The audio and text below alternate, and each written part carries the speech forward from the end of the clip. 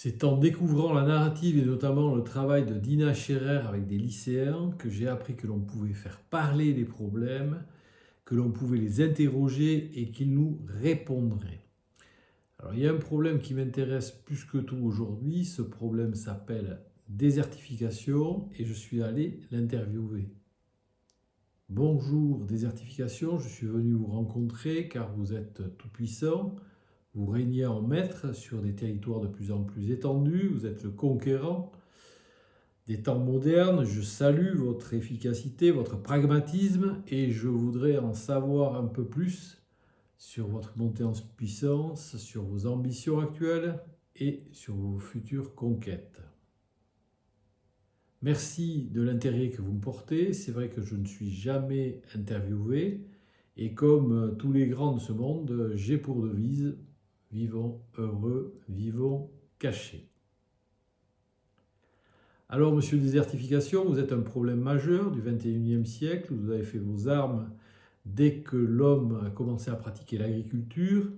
Donc, vous êtes un problème d'une grande expérience, d'une grande efficacité. La place des déserts et des zones en désertification n'a fait qu'augmenter sous votre gouverne.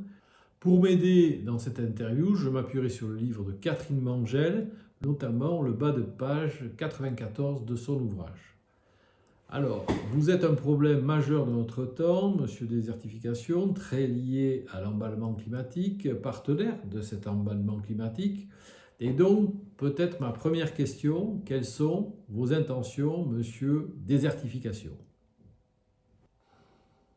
Disons que mes intentions, et je crois que j'y arrive assez bien, c'est d'assécher, de déshydrater tous ces environnements arides et semi-arides, que la vie disparaisse, que les êtres humains disparaissent, semer aussi une confusion totale par rapport à des actions qui iraient à l'encontre de mes intérêts. Merci pour cette première réponse. Si on devait vous demander votre but maintenant, très facilement, je vous répondrais que mon but, c'est d'être le maître de ces endroits désertifiés, de rester conquérant et que personne ne puisse m'échapper ou me contrer dans ces contrées.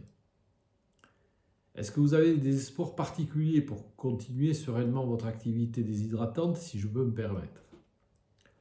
Oui, mes espoirs, c'est de continuer ainsi, c'est-à-dire que l'être humain reste aveugle, incompétent, conformiste, incapable d'observer, de réfléchir à mes agissements et aux problèmes que je lui tends. Je joue cette carte à fond depuis des siècles, autant donc vous dire que je joue sur du velours. Depuis que vous travaillez, vous avez sûrement développé des compétences dont vous pourriez nous parler maintenant. Ouais, bon, pour les compétences, je pensais que c'était clair, hein. Mes compétences, c'est de créer de la confusion dans les esprits, de m'appuyer sur le besoin compulsif de l'homme d'avoir raison, de maintenir cette confusion, en confortant les acteurs du problème, désertification, dans le fait qu'ils ont raison, et qu'ils utilisent surtout les bonnes solutions, quoi. Donc ça serait dégrade pour eux, mais ils ont raison. Je sens chez vous un esprit de stratège, alors pourriez-vous nous parler un peu de vos tactiques d'intervention? Bon, pour les tactiques, tiens par exemple, c'est une tactique que j'utilise régulièrement, c'est de m'immiscer dans les esprits pour renforcer l'idée que brûler la végétation c'est bien, donc voilà, brûler c'est bien, brûler c'est fertiliser, brûler c'est gagner de l'argent. Voilà. Un autre truc aussi assez subtil que j'utilise, c'est de montrer que l'étranger, le différent, est une menace et jamais une source de lumière. Je n'en dirai bien sûr pas plus sur mes tactiques, je ne vais quand même pas totalement me dévoiler dans cette interview. On a parlé tactique, peut-on maintenant parler mode opératoire? Bon, pour les modes opératoires, somme toute assez classiques, hein. Favoriser un discours qui abrutit les gens, qui ne favorise pas l'intelligence dans le système, en s'appuyant sur des personnalités politiques qui ont raison et qui ne sont pas là pour résoudre des problèmes. Est-ce que vous avez des amis? Est-ce que vous avez des alliés, monsieur Désertification? Oui, bien sûr, mes amis, mes alliés. Mon allié principal, c'est le pouvoir en place.